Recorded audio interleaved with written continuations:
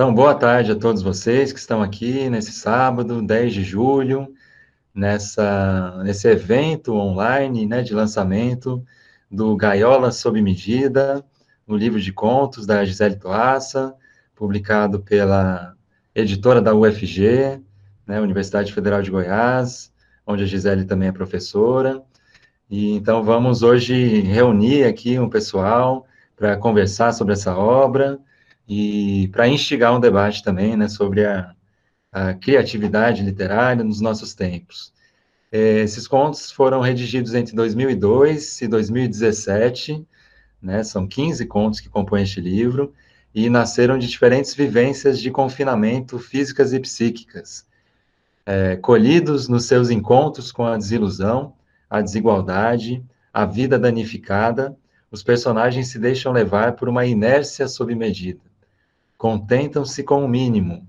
Alguns nem mesmo chegam a conceber projetos de fuga, entretendo-se com hábitos maquínicos, parecidos com as rotinas de um algoritmo. Há o amor lírico de uma secretária por seu patrão e do homossexual que se rejeita. Há suicidas em potencial, estiolados na prisão familiar. Há a religião traída. Há a dependência química como fuga, em um bairro que se gentrifica. Há ainda os verdes vidros da gaiola, ou os muros do quintal, como os limites máximos do mundo conhecido. Também habitam neste livro desejos de sucesso difíceis de se realizarem, antes que se chegue à última morada, ou última gaiola, na qual o senhor José, enterrado vivo, procura imaginar como sua morte afetou a família e amigos. O livro encerra-se com a descoberta do direito à existência singular, ainda que bizarra, na epifania despretensiosa de quem levanta-se para esticar as pernas após um confinamento dilacerante e prolongado. Então, são algumas palavras para instigar a curiosidade de todos os leitores, e caso vocês queiram adquirir um exemplar, já estão à venda pela webloja da Livraria Casa de Vidro, neste endereço, acasadevidro.com/gaiola sob medida. Então, com frete para qualquer local do Brasil, né? Nós vamos também estar sorteando, na tarde de hoje, um exemplar autografado pela autora, então participem. Trouxe aqui, então, os 15 contos, né, que fazem parte deste livro, que foi um dos vencedores do edital Vertentes, promovido pela UFG, e vou, então, para instigar a curiosidade também, falar aqui os títulos, né, dos 15 contos. A Rainha dos Campos Elíseos, Vidros Verdes, Noite Infinita, A Herança, Rivotril, Conto do Vigário, Entre Culturas, Mais uma Casa, O Banquete, O Reconhecimento, O Presente, Isso, O Algoritmo, Última Morada e Epifania. Então, esses são os 15 contos de Gaiola sob medida, e ele também acho que pode ser considerado um livro conceitual, né? E, de algum modo, existe um fio condutor, né? Algo que une esses contos, e então, agora a nossa autora, Gisele Toassa, vai explicar um pouco para a gente, nas suas palavras inaugurais, sobre esse livro, e daqui a pouquinho a gente volta também apresentando os nossos convidados especiais de hoje. Então é isso, Gisele, fale um pouquinho então sobre essa obra que está nascendo. Oi, gente, tudo bem? Essa obra foi de longa gestação, né? E ela demorou tanto para nascer que eu chego a duvidar que ela realmente existe e tenha nascido, né? Enfim, acho que vem, mas que vem, assim, muito dá sentido, eu acho, a muitas experiências difíceis, né? Momentos, ou vivências, acho que seria melhor, né? Momentos bem complicados, que de alguma maneira encontraram uma expressão aí. E, assim, acho que sempre tive uma grande vontade de escrever livros, quase desde que eu comecei a lê-los, né? E, assim, minha família nunca teve, né? A maioria das pessoas não teve muito gosto, nunca teve muito gosto pela leitura, e, né, uma família de classe trabalhadora, meus pais foram trabalhadores rurais, depois se mudaram para Bauru, né, onde eu nasci e tudo mais, e fui uma criança de escola pública, e quase toda a minha formação foi feita no contexto da educação pública, né, e a biblioteca sempre foi, quer dizer, né, aquela história meio chavão mesmo, né, meu lugar favorito, onde eu me encontrava, e onde era uma forma nova de explorar o mundo, assim. E isso, eu acho, mais que tudo me animou a querer comunicar também alguma coisa da minha experiência, né?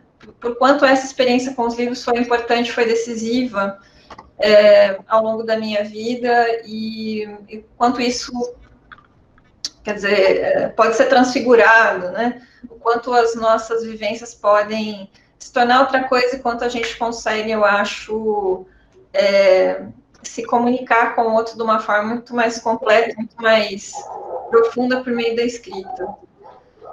Então, eu tive longos, né, uma época eu tive um blog, quando eu estava no doutorado e tudo mais, e eu praticamente não escrevi nada, além disso, que fosse mais próximo da ficção, né? O Marquito mesmo, meu amigo que estava aqui, desse tempo que a gente tinha blog, conversava muito e tudo mais. E eu escrevi muito em 2 momentos, né? Assim, pontos. Poesia realmente nunca é um crime contra a língua portuguesa, eu acho, a poesia que eu escrevo, tá? Então meio que deixando para lá. E aí eu escrevi vários contos entre 2002 e 2003, 2001 e 2003, na verdade, né? Mas mais em 2002 e depois novamente de 2013 a 2015. Esse livro ele tem 4 contos que são bem antigos. O mais antigo de todos é o Algoritmo, que até pela linguagem, né, acho que tem muito uma linguagem quase adolescente que acabou sendo um pouco um recurso criativo, né, de representação de uma certa mentalidade conservadora, né, uma personagem, não sei, talvez seja a única vilã realmente fora o Predador, né, de Noite Infinita, talvez seja a única vilã de fato que existe nesse livro, e é realmente um conto bastante antigo, acho que em termos de expressão, isso dê para perceber. E aí tem também Última Morada, também um conto bastante antigo, que vem de uma dessas vivências muito difíceis, né? Dias seguidos em que eu me senti, de fato, né? Como se eu tivesse enterrada viva, né? Então, que era o nome original desse conto, que eu acabei modificando, porque né, pensei que ele causaria horror por si mesmo, pela própria ideia, né? Então foi um trabalho, um desafio muito grande conseguir, eu acho, não sei se deu resultado, né? Mas transformar essa vivência em algo que fosse possível de ser comunicado. Noite Infinita também, e o Presente depois também é um conto também relativamente antigo, né? E depois Noite Infinita, então esses contos, eles são dessa época. E todos os demais são ali entre 2013 e 2015 que eles foram concebidos. Depois, em 2016, mais ou menos, eu sentei realmente, né, para pensar uma publicação e como que seria isso. Cheguei a pensar em fazer algo do tipo contos avulsos, mas né, histórias variadas, né, alguma coisa nesse sentido, mas o que eu fui percebendo é que esse tema ele se repetia. O tema de um confinamento físico e psíquico e tudo mais, e que eu achava interessante tornar isso uma espécie de unidade temática. As histórias não se comunicam propriamente, não tem os personagens de uma, por exemplo, não aparecem na outra, mas me parece que a situação existencial de alguma forma é similar, apesar dessas, né, do que externamente não seria similar, internamente eles são. Então, assim, é isso, né? Dizem que esses primeiros obras de estreia na literatura, primeiras obras de ficção são muito obras de influência, assim, e eu estava até pensando aqui quais seriam essas influências predominantes e tudo mais, e sentindo que algo que acabou prevalecendo, né? Eu acho que com toda também a dificuldade da gente escrever uma literatura menor, né, gente? Estava falando aí com os amigos, que a Elizabeth comentou que também escreve poesia, né? O Zé Marcelo, que a gente já se conhece há uns anos e também escreve ficção e tudo mais. E com outros amigos também, que muitas vezes é muito difícil, a meu ver, né? Isso, e aí falando do que eu penso. É difícil a gente mesmo admitir que a gente topa o desafio de uma literatura menor, muitas vezes, né? Quer dizer, que você não precisa, talvez, escrever uma obra-prima, né? Você não precisa se cobrar, talvez, essa... né, um desafio que pode ser muito paralisante e tudo mais. Mas eu senti que, de alguma forma, vale a pena tentar essa comunicação, né? E transfigurar esse sentido e trazer a arte de uma maneira que eu gosto muito também, que a arte, que é a tentativa de escrever e de criar um novo mundo, né? E todo esse potencial libertador, no final das contas, que essa atividade tem. Maravilha, Gi. Então, depois dessas primeiras palavras de apresentação do processo criativo, vamos também chamar os nossos convidados também, super especiais que estão aqui conosco hoje, né? A gente resolveu fazer algo até, digamos, um pouco inovador nesse nosso encontro, nesse nosso evento, que é um diálogo também com as artes visuais, né? Então, eu queria aqui apresentar para vocês o nosso amigo, né? Nosso artista Marcelo Daqui. O Marcelo Daqui está conosco hoje fazendo ilustração ao vivo, né? Daqui a pouquinho vocês vão poder acompanhar um pouco dessa obra, desse work in progress que ele está realizando conosco. O Marcelo Daqui é psicólogo, né, artista, graduou-se em psicologia pela UFG, né, foi inclusive estudante da Gisele, orientando e tudo.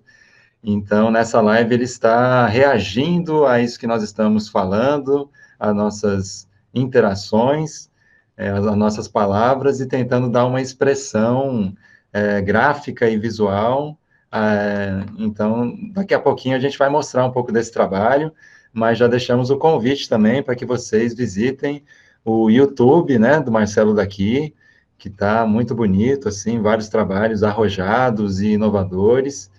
E aí está o artista aqui no Ponte Cultura da Casa de Vidro, com o Gaiola Sob Medida, né, o livro que ele está apreciando, e também vocês podem ver nessa foto algumas das obras dele enquanto artista visual, né? Existem duas pinturas dele aí no pano de fundo. Então, queria dar as boas-vindas ao Marcelo daqui, agradecer por essa disponibilidade, né, que ele se colocou para reagir à nossa live aqui de maneira criativa e inovadora. Então, daqui a pouquinho a gente vai conversar com o Marcelo daqui também, para que ele mostre um pouco do seu processo criativo e vamos ver essa obra que está nascendo sobre a inspiração dessa conversa. Queria também dar as boas-vindas aqui aos nossos outros convidados, a começar pelo Marcos Vinícius Beck, né, que é um escritor, trouxe aqui o livro Diário Subversivo, Dias de Embriaguez, Utopia e Tesão, um livro que o Beck publicou. Ele também é jornalista do Diário da Manhã e do jornal Metamorfose, é um cara que está sempre muito atento, muito ligado na cultura alternativa, né, um grande conhecedor aí de escritores, poetas, músicos, dramaturgos, que fazem parte da contracultura, né, da expressão contra-hegemônica nas artes, em várias facetas. Então, é uma grande satisfação recebê-lo aqui hoje conosco. Queríamos convidá-los também a conhecerem aqui no Diário da Manhã de hoje, né, o Jornal de Goiânia publicou uma entrevista, né, que o Beck realizou com a Gisele, aqui na página 11 do Caderno de Cultura, com o título Abomino a Literatura Chata, né, onde a Gi explicou um pouco aí dos seus processos criativos, das suas críticas sociopolíticas, né, de várias vivências, né, que fazem esse livro nascer. E é muito interessante o debate, né, que o Beck puxou a respeito de o quanto, digamos, a ética neoliberal, né, isso que nós estamos vivendo sobre o capitalismo que eu gosto de chamar até de necroliberal, o quanto isso também está retratado nesse livro, né, que tem uma faceta crítica muito profunda e que, enfim, além de nos lembrar de Kafka e de Paul Auster e de grandes autores assim, também nos faz refletir assim, nas sendas abertas por Walter Benjamin e por outros autores assim. Então, já deixamos aí o nosso agradecimento ao Marcos Vinícius Beck, né, aqui presente, e eu vou passar então a palavra para ele dar um oi para a gente, né, Beck? Boa tarde, meu caro, obrigado por estar aqui conosco e obrigado também pela reportagem, pela entrevista Eu, cada hoje no Diário da Manhã. eu que agradeço, primeiramente, uma boa tarde aos convidados e etc. Bom, eu acho que, para começar a fala, é interessante essa coisa do título, né? Assim, abomino a literatura bem comportada, etc. Que quando eu estava editando essa entrevista, eu falei, bom, o título dessa entrevista tá aqui, porque não tem outro título. Porque dialoga muito também com o que eu entendo como sendo literatura. E aí eu fico pensando assim, eu sou um jornalista, escrevi um único livro, um livro-reportagem que o Edu ele citou, né, antes de me introduzir aqui nesse bate-papo, mas eu venho de uma formação de escrita assim, que é trabalhar com a não ficção, né, que aí é um pouquinho que eu digo que ele tem uma certa diferença para a literatura de ficção, mas dialoga nos pontos que me chamaram muita atenção no Gaiola, assim, que é uma precisão muito cirúrgica para descrever certas questões do nosso cotidiano. Por exemplo, tem um conto que Goiânia é muito bem retratado, assim, na questão do sertanejo, bem no final do conto, assim, tem uma descrição perfeita, assim. E aí isso me chamou atenção também com alguns autores que eu adoro muito, assim, que é, de certo modo, até pouco conhecido, infelizmente, que é o João Antônio, que escrevia também sobre essa coisa da vida mesmo, de uma literatura dissociada dos salões da burguesia, assim, né? Ele mesmo achava que a matéria-prima da literatura dele estava na rua, assim, e não dentro desses salões da burguesia, assim. Então é muito interessante a gente pensar isso, assim, ele era um absoluto discípulo do João do Rio, assim, acreditava que tinha que flanar na rua para escrever, né? Mas, bom, como a gente está em pandemia, flanar é uma coisa que não existe sob hipótese alguma, né? Então, também é interessante quando a gente reflete, né, sobre a literatura contemporânea, sobretudo essa literatura produzida hoje. Não sei os outros companheiros que escrevem, assim, mas eu senti que caiu a qualidade do que eu escrevo no sentido de crônica mesmo, justamente porque esse contato não existe mais. Então, é muito interessante, assim. Mas, para mim, o grande X da questão do que eu consegui extrair, assim, do Gaiolas foi justamente essa metáfora, assim, né, de a gente ser condicionado, a gente estar jogado, meio que engaiolados mesmo, assim, numa série de como é que eu posso dizer, de convenções que nos são impostas, né? E aí os contos eles vão dialogando um com o outro, assim. É, e, e eu acho incrível porque existem o trabalho feito esteticamente, assim, no sentido da linguagem ali adotada, raramente você encontra isso no primeiro livro, assim, geralmente é um escritor mais experimentado, que consegue atingir essa voz narrativa, assim, com muita precisão e mesclando humor, mas um humor também que faz a gente rir de uma coisa que é uma coisa muito deletéria na nossa sociedade. Então eu fui lendo o livro e fui chegando a essa conclusão, né? E o grande poder da literatura, assim. Eu acho que e aí eu falo aqui mesmo uma coisa pessoalmente, muito subjetivo, mas o primeiro contato que eu tive com uma literatura assim mais descaralhante, por assim dizer, e aí eu peço inclusive perdão pelo palavreado, foi quando eu li todos os americanos ali dos anos 30, da geração perdida, os Beats, e aí ali eu li e eu falei assim, a literatura, se ela não muda uma vida, assim, pelo menos vai você se revoltar com a cretinice que existe e que impõe a gente, né? Então, acho que essa é a grande força, assim, e que sempre que eu topo com algum livro contemporâneo que bebe na fonte dessas coisas, assim, eu me emociono e eu falo, é isso, estamos no caminho, né? Acho que é isso. Maravilha, Beck, muito legal saber as tuas impressões, né? E a gente aqui em Goiânia te tem como uma referência realmente na crítica literária também, né? Então é muito bacana que você está super ligado aí com os beatniks, os poetas marginais, o jornalismo gonzo, e aí você pode ver na obra da Gisele o quanto ela é contemporânea, o quanto ela é provocativa e o quanto ela tem uma crítica social que apesar do humor, do sarcasmo, ela tem toda uma profundidade de análise, né?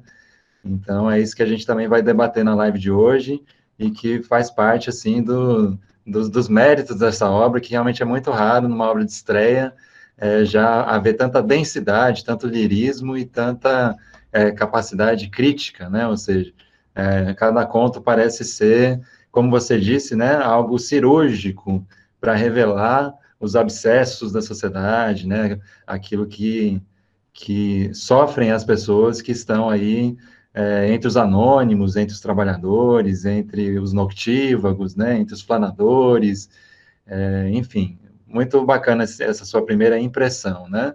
E aí, só para terminar a apresentação dos nossos convidados, já vou passar para a Gi comentar também. Nós estamos aqui com a Beth Braga, que é professora da Faculdade de Educação da USP, né? Boa tarde, Beth. Se você quiser falar um oi para o pessoal que está aqui nos assistindo, seja bem-vinda. Boa tarde, tudo bem? Tudo bem? Não, né? Não está tudo bem, mas a gente, né, podendo conversar sobre essa situação que a gente, né, vive em muitos sentidos, a gente se sente um pouco melhor. Agradeço o convite da Gisele e é um prazer estar aqui com vocês. Obrigadão, Beth. Eu tô achando, assim, que eu tô mais adorando mesmo essa coisa de publicar esse livro, a possibilidade de conversar né, com os amigos aí sobre esses personagens, como eu estava te falando aqui no WhatsApp esses dias. Eu sinto como se fossem pessoas de verdade, né? E eu sei que é uma loucura isso mesmo, né? Não é, quer dizer, você ficar ali, né, em conversa imaginária, porque acho que é essa situação, né, de escrever ficção. É você ter conversas imaginárias o tempo todo e você sentir que aquelas figuras ali são muito próximas, né? E muitos poderiam dizer, você gosta tanto deles porque eles são você. Mas não são, gente, né? Na verdade, eu sinto que a escrita é um exercício de busca contínua da alteridade mesmo, um exercício de alterização, não sei, criar um pouco, talvez, essa ideia, né, esse conceito, quer dizer, de ir em busca do outro. Inclusive, até eu falei isso para o Beck, né? Que eu abomino a literatura chata, quer dizer, aquela literatura que se escreve apenas dentro do mundo da literatura, né? Que você vai ter sempre aqueles personagens que são os escritores, né? Na situação de se tornar escritores e tudo mais, que no fundo não dialoga, né? Com a experiência das outras pessoas, né? E de um certo sentido, quer dizer, se realmente não é o meu mundo, porque eu não sou das letras, né? Mas e aí, quer dizer, essa tentativa de esboçar, né, um outro universo que vai, de alguma forma, pagar o seu tributo, né, todos os escritores que eu li, né, estava falando um pouco dessas influências, e no fim, o que eu consegui identificar na maioria dos contos aqui é mais do Kafka mesmo, né, e não porque eu buscasse, eu acho, isso, mas porque esse mundo, né, acho que talvez seja o grande escritor mesmo do século XX, porque ele trouxe algo, né, desse universo da nossa experiência, de tudo que nós estamos atravessando nesse momento. Então, né, acho que né, nesse momento de fascismo, em particular, acho que ele retorna com muita força, né,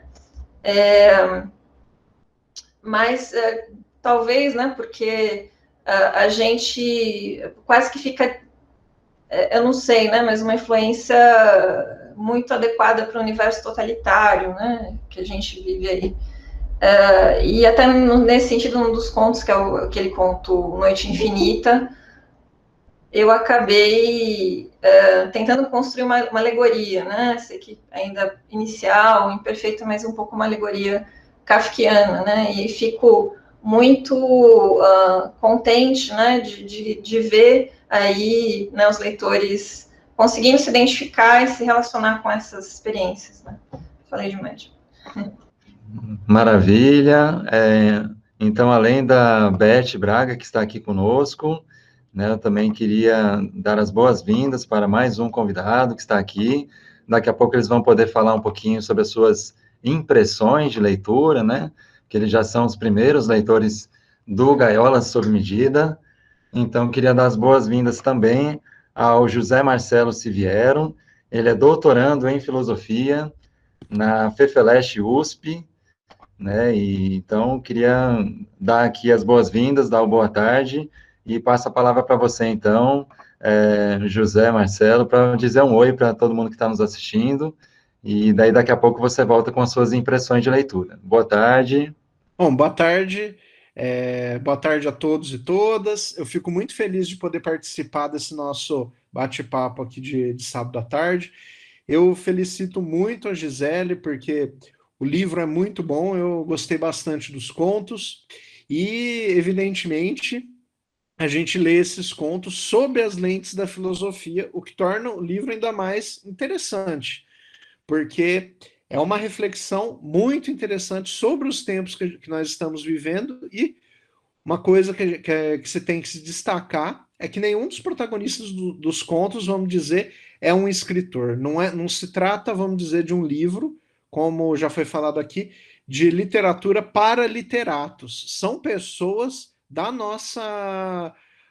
pessoas da vida comum, pessoas médias, assim, vamos dizer, pegando ali o gancho do que o Beck falou antes, lembra muito o João Antônio, os contos dele, de pegar aquela fala, a vivência das pessoas, e citando aqui um contista que ele vai odiar ter o nome citado, mas um dos nossos grandes contistas, que é o Dalton Trevisan, né? Então os contos têm bastante coisas, bastante elementos desses, são contos da vida mesmo. Bom, mas já falei um pouco demais e deixo as impressões para depois, mas muito obrigado, pessoal. Beleza, obrigado, José Marcelo, pela participação. E aí eu vou convidar, então, o Marcelo daqui, o nosso artista, para que exiba também aqui ao vivo conosco a sua obra. Tá bom, daqui? Você já pode ficar à vontade para fazer o compartilhamento da sua tela. Aí nós vamos estar acompanhando, então, ao vivo, este desenrolar da obra gráfica do Marcelo daqui, né? E então, para começar o nosso papo sobre a obra, aí já está chegando, o Marcelo daqui vai estar trabalhando ao vivo, né? Falando um pouco, então, sobre as influências, né, que essa obra literária manifesta, eu posso dizer de alguns escritores prediletos que eu sei que a Gisele gosta muito. Ela já mencionou o Kafka, né, que realmente fica muito marcado nessa obra, as alegorias kafkianas realizadas, né, mas eu sei que ela também é uma grande admiradora do Lourenço Mutarelli, do Paul Auster, de Ian McEwan, de Isaac Bashevis Singer, de Fernando Pessoa, da Jane Austen, e também do autor que está aqui na nossa epígrafe, né, ou seja, um poema do Charles Bukowski chamado Nascidos Nisto, é a epígrafe do livro. E aí eu gostaria de começar aqui citando, né, alguns versos do Bukowski, para que a gente fale um pouco sobre o que esse livro expressa também em termos de afetos, né, de sentimentos, porque eu acho que quando ele diz aqui, né, nascidos nisto, em hospitais tão caros que é mais barato morrer, em advogados tão caros que é mais barato assumir a culpa, em um país onde as cadeias estão cheias e os hospícios fechados, em um lugar onde as massas elevam os tolos a heróis abastados, nascidos nisso, andando e sobrevivendo a isso, morrendo graças a isso, silenciados por causa disso.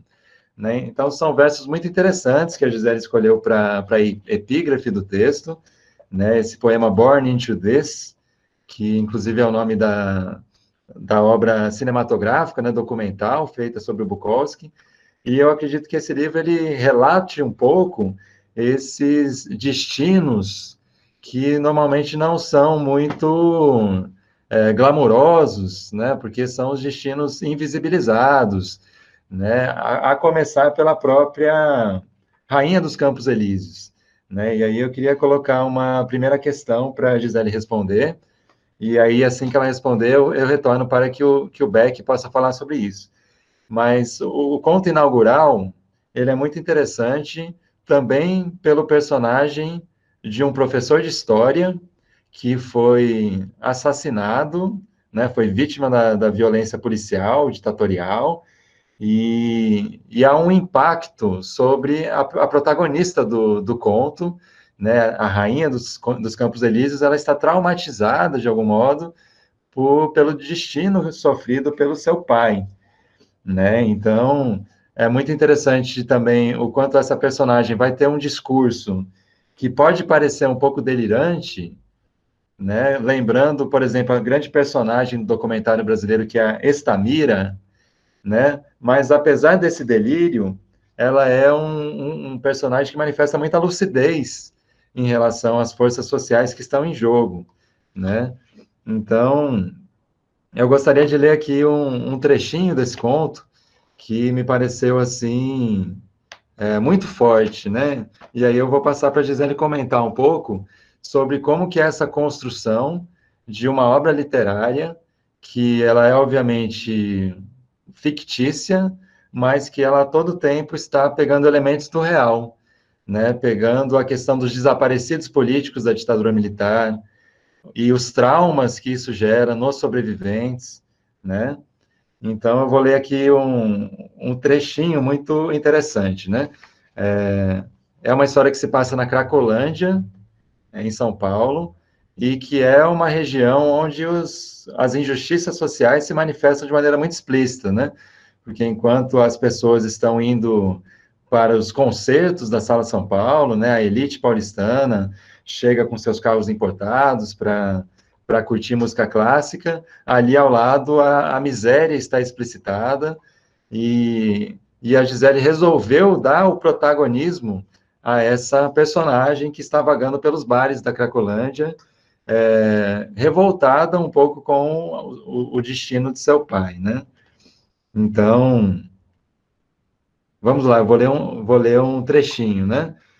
Como o pai, seria morta, mas sem a densidade de um rapto político, tortura e ocultação de cadáver. Simplesmente seria abandonada como se jamais tivesse existido. A filha única do mais corajoso professor de história do mundo inteiro, que terminava suas aulas na escola católica, assoviando o hino da Internacional, que entretinha sua filhinha contando-lhe histórias sobre como Dom João VI peidava sem parar após comer seus galetos, ou como os negros fugidos formavam quilombos. Enfim, esse é um trechinho, enfim, tentei contextualizá-lo, mas eu queria passar a palavra para a Gisele e falar um pouco sobre essa potência popular também que está no livro, né? Sobre essas pessoas que são invisibilizadas, que são os anônimos, que estão muitas vezes nos busões lotados, que estão nas filas de banco, e que normalmente a gente pensa que eles não dariam para protagonistas de um grande conto, mas a Gisele, com muita maestria, os coloca como protagonistas, dá voz a eles e expressa algo que eu acho muito importante, assim, que é aquilo que o Walter Benjamin dizia, né? Ou seja, como que a gente vai contar a história com H maiúsculo através das histórias dos vencidos, dos oprimidos, dos invisibilizados, né? Então, eu passo a palavra para a Gisele fazer alguns comentários acerca disso, né? Eu fiquei muito impactado com a Rainha dos Campos Elíseos, mas também com outros contos que trazem esse tipo de atitude, né? O viés dos vencidos, né? A ótica dos invisibilizados. Então, fala um pouquinho, Gi. Eu penso que,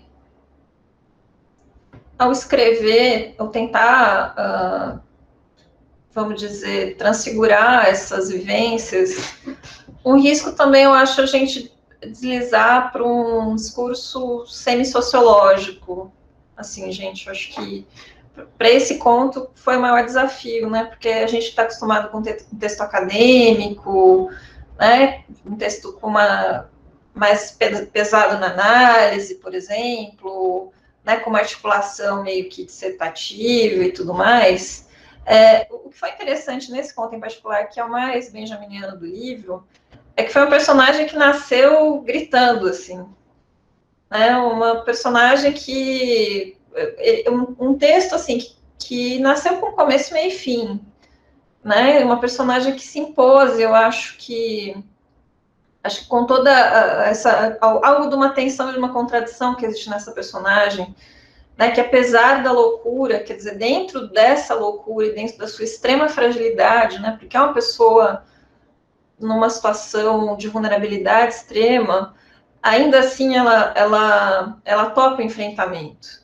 Ainda assim ela se coloca enquanto sujeito, quando isso é necessário. Ainda assim ela confronta essa mesma instituição que desapareceu seu pai, né? Então, e por isso, assim, que eu senti que era um conto que realmente tinha não sei, as características ideais para abrir o livro, que tinha a possibilidade, eu acho, de deixar essa vivência, deixar esse impacto, né? Tanto que eu estava pensando inicialmente em chamar esse livro de A Rainha dos Campos Elíseos e Outros Contos. E que eu acho até que é interessante essa relação que ela tem com o narrador, que é uma relação de ternura, né? Que eu estava falando com o Beck na entrevista também. Uma ternura enterrada, né? Debaixo de toda aquela feiura, de toda aquela sujeira, enfim, de toda aquela, vamos dizer assim, uma certa sociedade decadente mesmo, que é essa que nós estamos, né? E quer dizer, com todas as cracolândias que existem em todas as cidades do Brasil, assim. Então, ela me lembrou muito isso. Maravilha. Então, eu vou agora passar a palavra para o Beck. Eu tenho certeza que ele tem muitas impressões de leituras interessantes e puderam se conhecer também através dessa entrevista do Diário da Manhã. Então, conte-nos mais, Beck, sobre o que você sentiu aí nesse livro. E aí, caso você queira, coloque uma questão interessante para a Gi nos responder. Primeiramente, assim, esse conto, o primeiro, assim, me chamou a atenção a construção dos personagens, assim, quer dizer, porque acho que isso, sem dúvida, na literatura de não ficção, eu acho que a gente sai um pouquinho na frente, assim, porque a gente constrói o personagem através de entrevistas, então é uma técnica mais fácil. Agora, a literatura de ficção, e aí como é um diálogo permanente entre o autor e o personagem que tá ali, né? E aí me chama a atenção, assim, porque o último livro do Marçal Aquino, ele escreveu no Twitter, assim, que ele lançou o livro e falou assim, ó, hoje é a última vez que eu tomei café da manhã com os personagens, assim, porque a partir do livro publicado, aí eu não tenho mais nada a ver com eles, né? Eles já estão nascidos e tal. Então me chamou a atenção essa questão também um pouco psicológica que tem no personagem, e isso, sem dúvida, é a questão mais delicada de se chegar, né? De se conseguir ali uma precisão nisso. E a outra questão, claro, essa coisa assim, né? É interessante. Acho que foi o José que falou anteriormente, dialogando um pouco assim. O Bukowski foge um pouco dessa lógica, assim, porque ele era um escritor, né, totalmente desprovido de recurso financeiro, mas ele era um escritor que escrevia sobre o submundo em absoluto de uma Los Angeles, assim, muito mais preocupado com a indústria do cinema do que com o tipo de literatura que ele fazia, mais ou menos o que também passou o John Fante, né, algumas décadas antes, quando ele escreveu 1933, É um Ano Ruim, e outros livros, assim. Então, acho que mais ou menos essa a impressão que fica, assim, nesse primeiro conto. Eu acho que a grande maestria literária é essa complexidade nos personagens, assim. E aí eu levanto essa questão, né? Quer dizer, como é que foi, Gisele, construir esse personagem, assim, essa coisa, ou se eu falei bobagem nessa coisa psicológica que eu vi aqui, assim, eu queria que você comentasse um pouquinho sobre isso.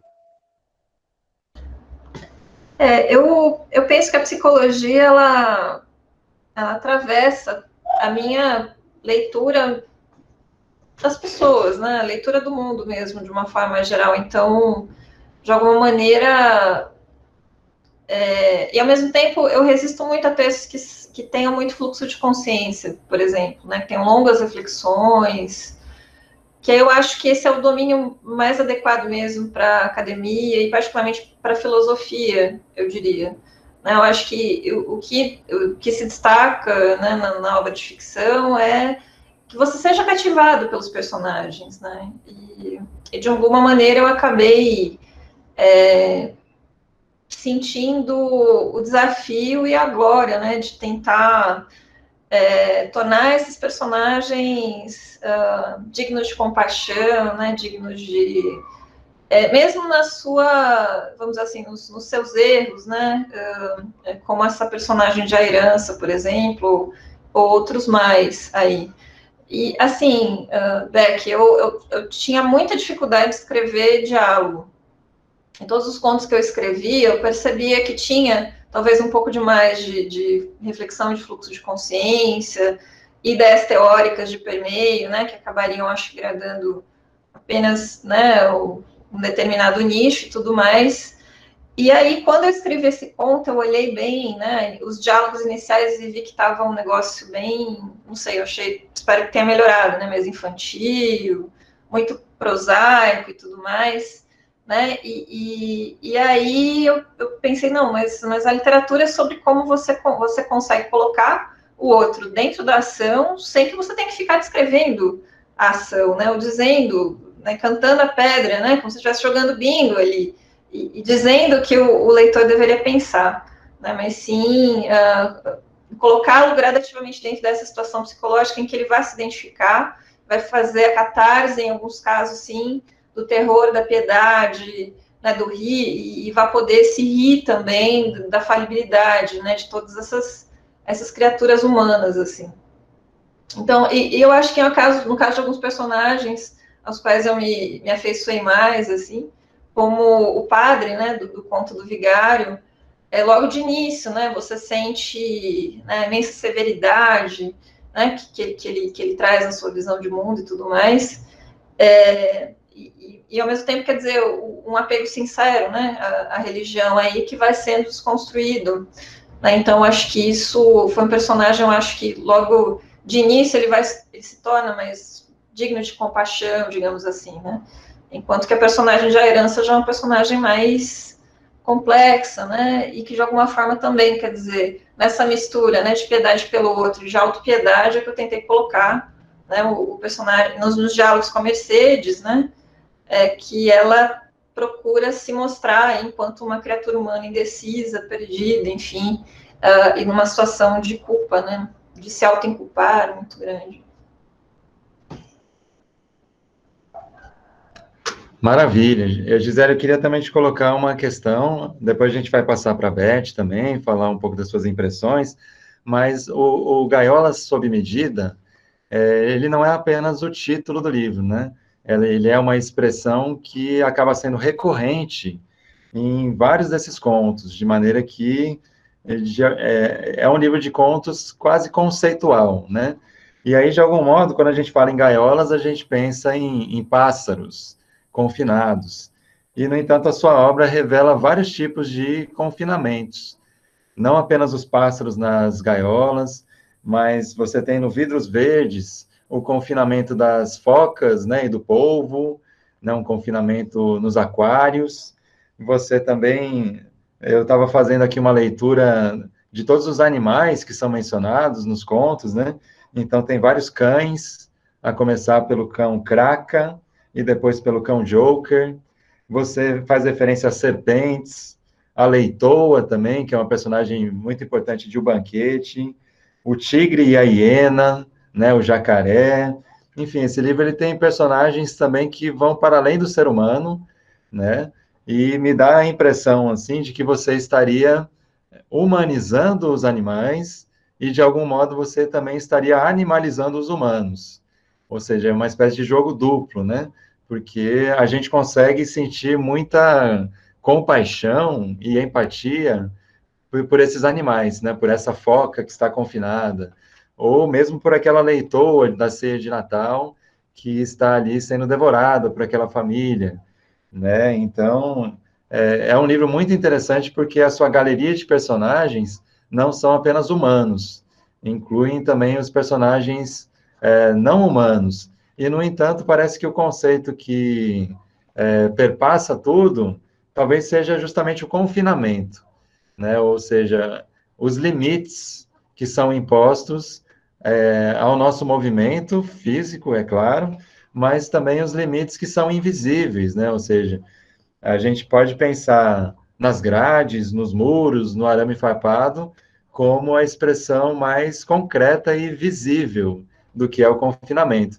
Mas você também fala de coisas muito psicológicas, assim, de um confinamento que tem a ver com traumas, mecanismos de defesa, né? Com uma espécie de escudo psíquico. Então, eu queria que você falasse um pouco para a gente sobre esse conceito que perpassa pelos 15 contos, né? Se é o conceito de confinamento que acaba sendo a vivência de humanos e de animais não humanos, né? Ou seja, os humanos também estão confinados em delegacias, em prisões, em casas, em contextos domésticos, onde eles se sentem encarcerados. Então, fale um pouco para a gente, será que o conceito de confinamento ele perpassa todos esses contos? E como que você lidou com a questão da animalização do humano e a humanização do animal? Que eu acredito que eu senti um pouco esse sabor no livro, né? Eu penso que nas suas diferentes configurações, é um pouco uma tomada de... Muitos personagens passam por uma tomada de consciência, né? Falando um pouco, talvez, algum lugar entre Marx e Spinoza, né?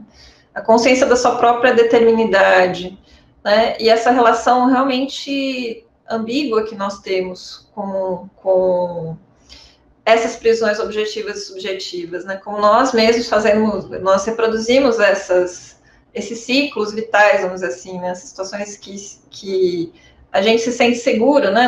Numa certa... num certo mundo, pequeno, grande mundo, vamos dizer assim, um certo hábito, um certo modo de vida que acaba se voltando contra nós. Então, vários personagens, eles passam por isso, né? Acho que a secretária, Penélope, né, de O Presente, ela se vê nessa situação em que ela cria todo um amor platônico, né, um amor imaginário, e ela tem toda uma delicada, né, uma sensível expectativa sobre essa relação, e ela mesma acaba traduzindo isso em termos de estar criando para si mesma uma prisão segura, vamos dizer assim, né? Então, quer dizer, essa relação ambivalente, né, que eu consigo, de alguma forma, né, ela consegue, como Penélope, enxotar os cachorros da porta, né, os pretendentes, vamos dizer assim, que querem tomar ali o palácio, né, do seu marido e tudo mais, e ao mesmo tempo ela mesma fica confinada dentro dessa ilusão, dessa prisão subjetiva, né, até que a realidade, de fato, a confronta, né, então é a prisão de um universo ilusório também. Aí, num certo sentido, no último conto, que é Epifania, praticamente um trecho de diário meu, né? Que acho que aí tem a ver com a ideia do latim, né, de amor fati, né, de aceitação do destino e, de alguma maneira, dessa condição naturalmente limitada, né, que vai ter as suas formas próprias de repetição, mas... que eu posso, de alguma forma, né, concatenar e regular e, de alguma maneira, controlar. Eu acho que, e aí também, quer dizer, e nas suas diversas maneiras, né, como que a gente cria essas prisões aí, que vão ter algo de objetivo, mas também que vai se tornando subjetivo, no terceiro conto, que é a Noite Infinita, que é uma situação clássica de violência doméstica, né? E que aí esses personagens, sim, né, eu estava conversando com o Zé Marcelo também, que não dá para identificar se eles são humanos ou animais. Eles têm algo de humano e animal ao mesmo tempo, né? E essa situação prototípica, né, arquetípica, ou a gente pode dizer, da presa e do predador, e da presa que sabe que vai ser comida, né, ou que de alguma forma ela tem uma certeza absoluta de que ela vai ser devorada por aquele predador que ela conhece intimamente naquela noite, né, que a ideia de noite infinita, que o Borges, né, reproduziu bastante na literatura dele. Então, quando ele falava do átimo, né, que você vai se deparar com a sua coragem, com a sua covardia, né, em que o machado, né, ou a espada vão descer sobre você, e o que você pensa naquele exato minuto, assim. Então, também falando, quer dizer, dessa dialética, né, de alguma maneira, aí a gente vai ter diferentes formas de solução, né, diferentes possíveis ações que esses personagens que eles vão fazer consigo mesmos nessa situação, né. Aí você quer fazer uns comentários, Beth? Falar um pouquinho também do livro? Boa tarde. Boa tarde. Então, o livro da Gisele, né, Gaiolas sob Medida, está sendo meu livro de cabeceira. Faz algumas noites, né, que eu estou indo dormir com seu livro, Gisele. E muito impactante para mim. E aí, assim, eu fiz algumas anotações aqui de umas coisas que eu pensei, assim, né, bem rapidamente, mas eu também busquei em alguns contos, né, fazer um diálogo, né, entre umas coisas que eu pensei e uns trechos de contos, né? Então, uma coisa primeira, né, que o livro da Gisele me faz pensar são essas diferentes gaiolas, né, que a gente tem nos contos, na vida. Então, eu pensei assim, gaiolas pessoais, culturais, sociais, históricas, políticas que a gente vive, né, institucionais. E essas gaiolas, no livro, né, nos contos, a gente vê diferentes pontos de vista, né? Isso aí eu achei muito bom, você enxergar, né, essas diferentes gaiolas de diferentes lugares e posições e personagens. Aí eu queria ler um trecho que essa questão do ponto de vista, para mim, ficou muito forte na Vidros Verdes, né? Que eu achei muito impactante essa coisa do animal falar da sua gaiola, né? Que no nosso mundo cruel, isso é muito frequente, né? E eu acho que é uma coisa muito forte da gente colocar em discussão, né? E aí eu vou ler um trecho aqui da página 33. Para ela não havia tempo. O espaço tornara-se tão diminuto, tão pequeno, que ela e o seu futuro apequenaram-se juntos, projetando-se no mais puro receio da mudança. Há quantos anos só enxergava as pessoas e os outros animais como figuras à distância, tormento, solidão compartilhada? Por vezes deixava-se observar os frequentadores do zoo. Por baixo dos brados histéricos das crianças, havia adultos que falavam alto, entusiasmavam-se, gesticulavam, mas às vezes apenas observavam, aparentando estar cercados de vidros verdes ainda mais grossos do que aqueles nos quais o zoo isolava nossa foquinha. Depois, eu fiquei pensando na questão institucional, né? A questão institucional é muito forte, eu acho, aqui nesse livro, né? Fiquei pensando muito, principalmente, aí o conto que me trouxe muito essa questão foi o conto do Vigário. E aí eu pensei muito no conceito do Goffman, de instituição total, fiquei pensando no Foucault, a questão do controle, a questão do poder, controle dos corpos. E aí eu queria, então, ler um trecho que, para mim, foi muito forte aqui, na página 77,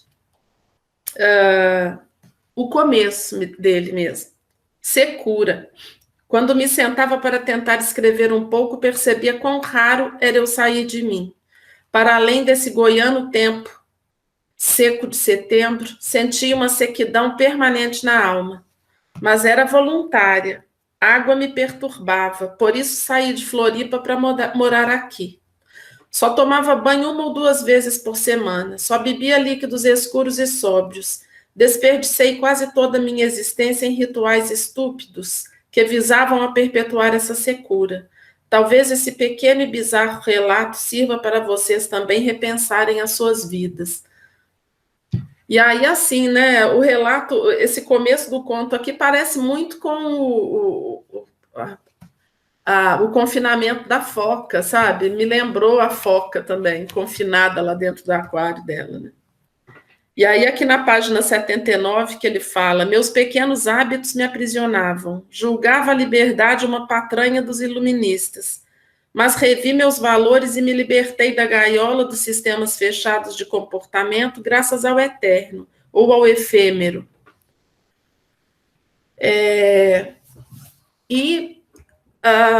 Então, eu acho que essa questão dessa prisão, né, que ou é metafórica ou não, que muitos de nós vivem, eu diria a maioria, né, pelo menos, se não literal, mas pelo menos psíquica, é muito pesada, né? Torna a vida da gente muito pesada. E eu vou dizer, Gisele, que eu acho o seu livro muito pesado, mas ele é muito verdadeiro. Ele é pesado porque ele traz essa questão, né? Essa questão que não é leve, né? Para ninguém. E aí, uma das questões também de um autor muito caro a nós duas, né? Que eu fiquei pensando com relação à obra da Gisele, é a questão do drama para Vygotsky, né?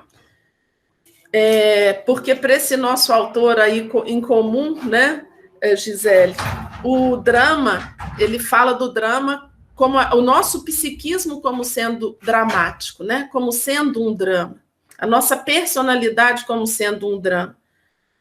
E o drama para o Vygotsky são as relações sociais, né, as interações que a gente vive, que se internalizam e que se tornam a nossa própria existência. E aí, o que mais me tocou com essa questão, né, do drama em Vygotsky foi a Rainha dos Campos Elíseos, né? Tanto no que vocês já mencionaram aqui, a questão da história dos vencidos, como a formação da personalidade dela, né? E que é uma personalidade que a Gisele falou que foi, né, nasceu gritando, né, uma personagem que nasceu gritando, mas ela é uma personagem prototípica dos moradores de rua. E aí eu fiquei pensando muito, né, no morador de rua e como né, para além de qualquer personalidade, como que é mais dramática ainda a personalidade de um morador de rua, né? E aí, eu peguei aqui um trecho na página 15, né? Era sexta, dia do pacote semanal de biscoitos caseiros que a escola católica vendia para arrecadar os fundos de caridade. Aquele que elas encontraram sobre o asfalto fora o último vendido ao pobre professor Sebastião. Em suas muitas contações do passado, víamos a morte refletida no rosto da rainha dos Campos Elíseos, espelho da falecida mãe dela, Dolores. No único lampejo de consciência de si que testemunhei em anos, a rainha me disse: eu e minha mãe passamos a noite em pé na frente do prédio, olhando a conselheiro Nébias. Ele nunca voltou, eu também não voltei. E para nos assegurar disso, sacava de seu cachimbo de crack que fumava à beira da porta, viajando de volta para aquela noite. Enquanto isso, os transeuntes, que não raramente a conheciam e a cumprimentavam, iam a seus assuntos, repetitivos como ela, e talvez ainda menos sensíveis aos arredores. Então, assim, ao mesmo tempo que o conto mostra para a gente, né? E não só esse, mas vários outros, né? Mas esse eu acho muito forte. Essa questão, né, de quantas vozes, né, aí pensando bakhtinianamente, existem né, na cabeça de um sujeito, né? Na vivência desse sujeito. Eu fiquei pensando também no Benjamin, a Gisele mesmo já apontou essa questão aí, que para ela esse é o mais benjaminiano dos contos, né? Mas eu pensei muito na questão da cidade também. Esse conto retrata muito né, a multidão das cidades, esses passantes que estão, né, cada um isolado na sua vivência solitária, né, e individualista. Então, né, todas as questões que o Benjamin vai fazer a crítica ao capitalismo e a essa insensibilidade né, das pessoas num sistema capitalista, o choque, né? Esse conto traz muito, e eu acho que ele retrata muito bem a cidade de São Paulo, né? O centro da cidade, demais, demais. E aí também eu fico pensando, né? Pensando nesse conto e em vários outros, a questão do outro, né? Como que esse outro, ao mesmo tempo, é uma condição da nossa subjetividade, mas também é um inferno, né? Pensando lá na peça O Iclô do Sartre. E aí, penso também, aí me leva para o conto A Herança, que eu achei isso muito forte no conto A Herança, esses dois papéis, lugares que o outro ocupa na vida da gente, porque ao mesmo tempo que é uma referência, né, que o outro me sustenta, como é o caso da Mercedes, né, no conto A Herança, e que até é muito interessante essa personagem também, porque é a empregada doméstica, e para quantas pessoas a empregada doméstica não cumpre esse papel, né, de tirar um pouco do peso, né, que é a relação com pai, com mãe, que o conto também trata muito bem. E aí eu queria ler aqui um trecho dele, né, da Herança. Agora, Mercedes me conta que ela chorava ao encontrar o almoço intacto. Saía zanzando feito barata tonta para me procurar. Possivelmente eram os dias nos quais eu me enfiava noutros cantos, dias nos quais nem me lembro e nem tentarei me lembrar.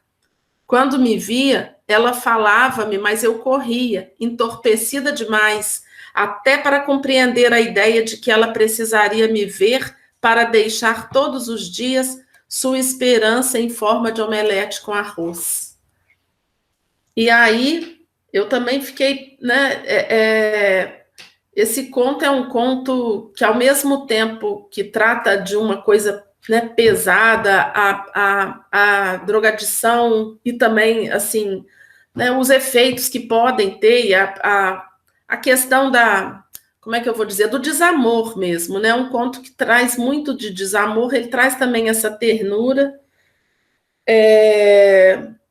E aí...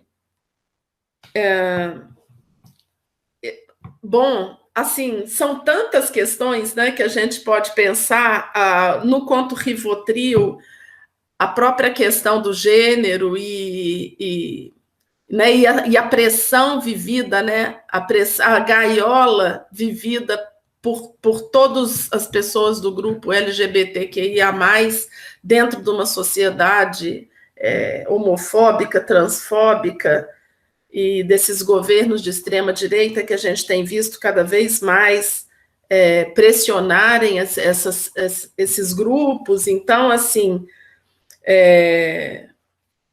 desse conto aqui, eu peguei aqui essa parte aqui, na página 73. Amanda aliava-se com relação a si, aos outros, ao mundo feio e fedido, que vislumbrava ao sentar-se junto à janela, apenas tempo suficiente para lembrar-se de quais remédios tomaria a seguir, para ficar chapada. Para que pertencer à feiura externa, se a interna já era tão grande? Então, assim, o que que essa gaiola que a gente tem, essas gaiolas todas, né, sociais, produzem em termos do sujeito se sentir feio, se sentir pequeno, se sentir castrado. E nas próprias relações todas, né? E aí o conto Entre Culturas, por exemplo, né, ele traz aí uma dificuldade linguística, intercultural da relação de duas pessoas, relação de dominação também, né? Mas, ao mesmo tempo, também, ele também pode ser prototípico de qualquer relação, mesmo que você esteja falando a mesma língua do outro, né? E aí eu vou ler aqui um trecho da página 103. Eu dependia da boa vontade dele, equilibrando-me entre verdade e erro, ciente de que um vacilo me faria tropeçar e catar cavacos, caindo no abismo do engano. Precisava me agarrar a alguma coisa, mas como a neve, ele não era sólido. E aí esse conto também traz muito, né? Muito da questão feminina, eu achei, e dessa questão de domínio do masculino, né? Que a gente tem tanto no mundo e a gente luta, mas a gente ainda tem tantas realidades e acho que mesmo as nossas de todas as mulheres, né? Ainda é uma realidade muito difícil em todos os recantos, vamos dizer assim. E aí, assim, Gisele, eu queria dizer que, assim, o seu livro fica especialmente forte nesse período de pandemia, né, nesse tempo de pandemia que a gente está vivendo, nesse confinamento, nesse confinamento, vamos dizer, quem está confinado, né, ainda pode se considerar privilegiado por poder estar confinado, mas, ao mesmo tempo, estamos todos confinados, embora saindo às ruas e gritando, etc., mas por uma necropolítica, por um governo de extrema-direita que mata, que assassina. Então, assim, né, estamos nessa gaiola e precisando nos soltar dessa gaiola, né? Mas eu queria também, assim, terminar dizendo que o seu livro, além de refletir o momento histórico, além de refletir, né, o momento político e as questões sociais todas, eu acho que ele também faz a gente pensar nas nossas próprias gaiolas pessoais, sabe? Que são sociais também, claro, mas, assim, da gente pensar, enfim, né? Enfim, qual é a minha gaiola atual? O que eu estou precisando me livrar? Do que eu estou precisando me livrar? E aí, para fechar aqui a minha reflexão, na Noite Infinita começa assim, né, o conto. Não era uma noite a mais, eram todos os dias a menos. Minha alma apegou-se a essa gaiola.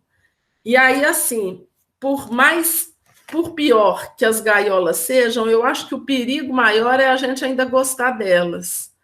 E aí eu quero lembrar um verso do Mário Quintana, que ele diz: o mais triste de um passarinho engaiolado é que ele se sente bem.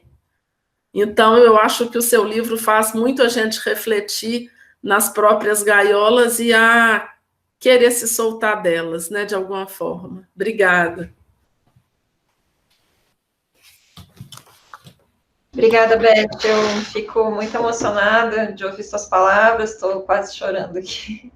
Que realmente eu acho que com toda um livro de literatura a gente escreve com a carne, né, gente? A gente não com sangue mesmo, né? Cortar os pulsos e escrever com esse sangue que jorra. Então, esse livro, né, em particular, eu acho até... Eu escrevi um romance também, que eu estou tentando publicar agora, mas o romance, ele já...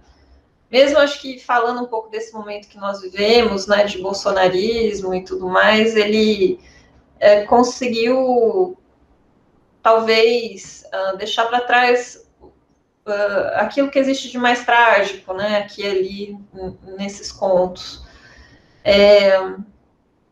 E aí, assim, eu acho que o que é interessante, o que, assim, olhando o conjunto, né, acaba para mim ficando muito intrigante, muito misterioso, é justamente a situação da personagem do algoritmo, porque ela não se dá conta, né, de que ela vive, né, nesse ciclo infinito, né, nesse loop infinito, né, que é, usando o vocabulário de ciência da computação, que é a área dela.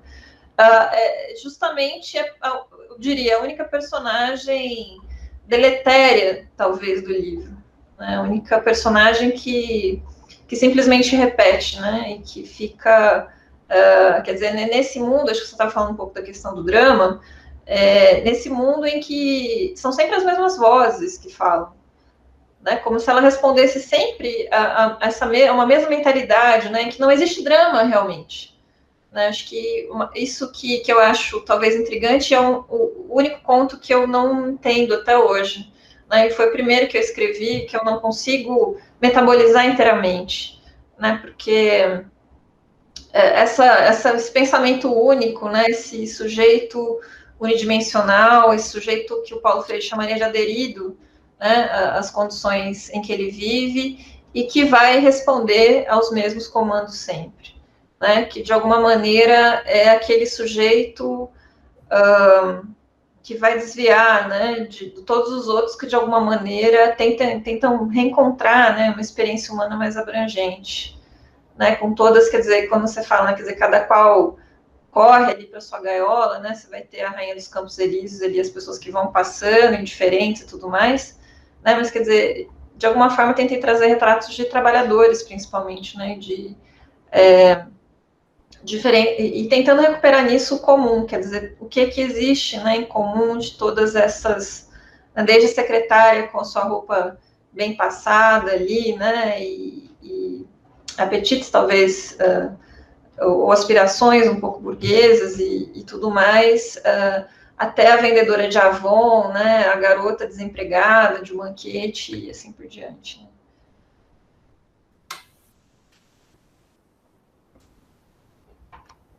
Maravilha, eu queria aproveitar aqui que a Beth trouxe a figura do Vygotsky, né? E trazer uma informação que eu acho relevante, que nós não falamos ainda.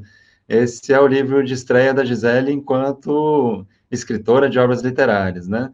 Mas também vale lembrar que a Gisele já havia publicado um livro em 2011, né, pela editora Papiros, chamado Emoções e Vivências em Vygotsky, que é uma obra aí de referência também para todos os estudiosos desse grande pensador bielorrusso, né, que foi o Vygotsky.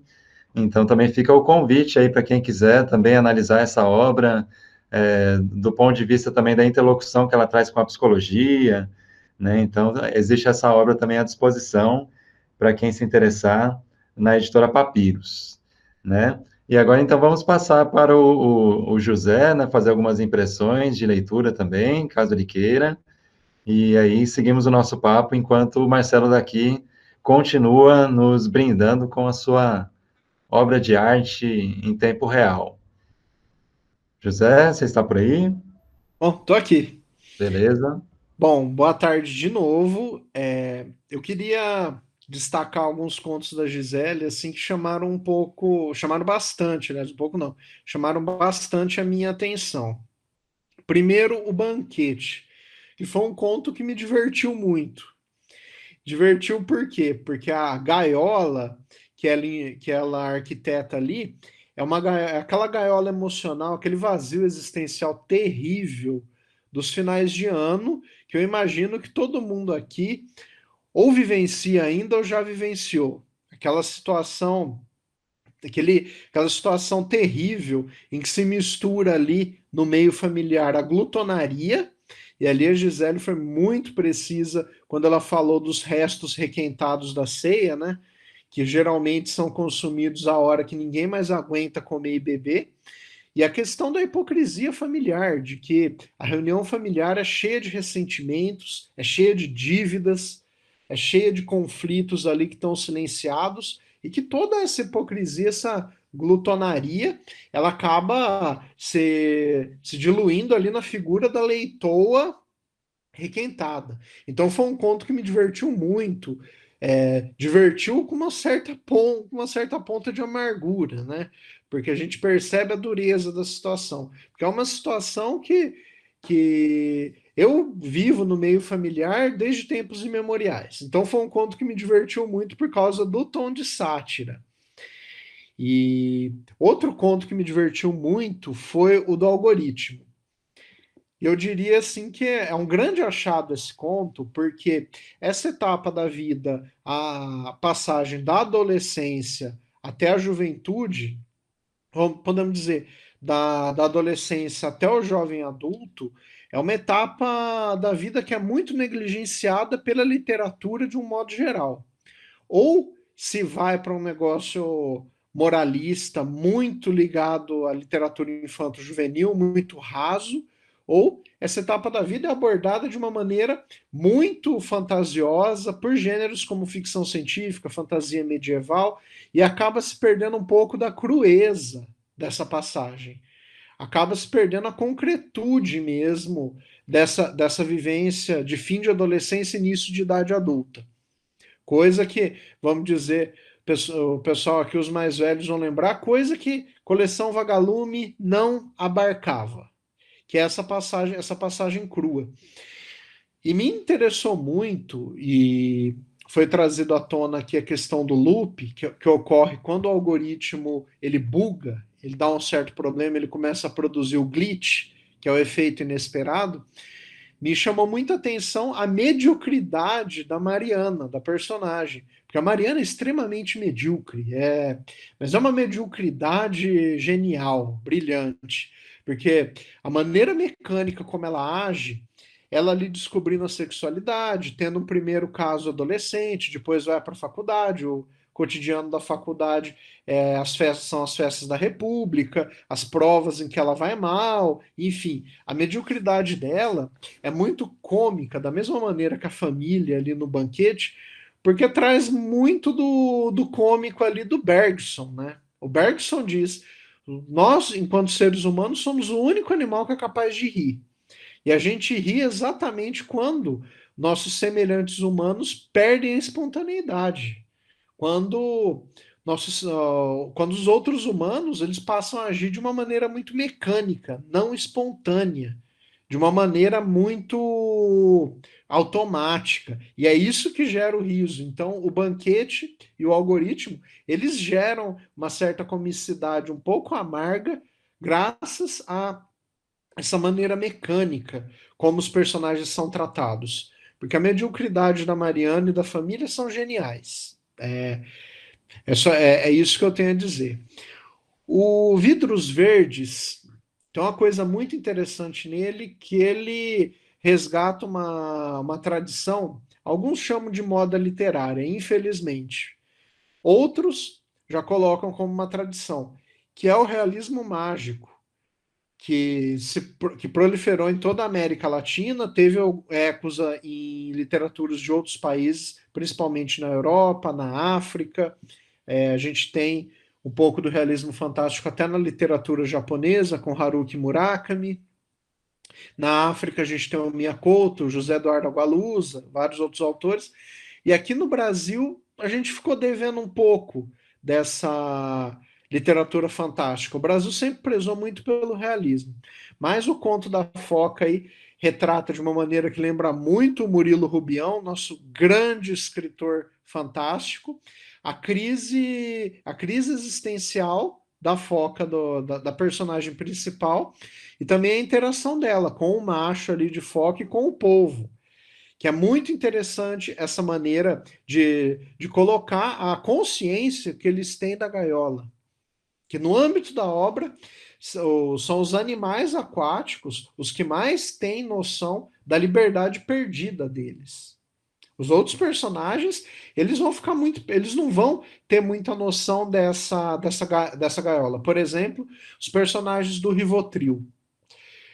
A gente sabe, dos efeitos colaterais do Rivotril é a apatia, a perda de libido, o sono, o cansaço excessivo. E todos os personagens estão dessa maneira, eles não conseguem enxergar as grades por causa desse entorpecimento. Da mesma maneira, a filha lá da família que disputa a herança, no caso, ela também não tem noção das grades que prendem ela, por causa do vício, por causa da degradação ali da família, de todo o desgaste do trâmite da herança. E curiosamente, no conto do vigário, o padre, sem o saber, ele tem total noção das grades que prendem ele. Que é essa coisa do cristianismo de você crer no que você não pode ver. Essa angústia aí, e aí a gente pode dialogar com Kierkegaard, embora eu não seja um kierkegaardiano, né?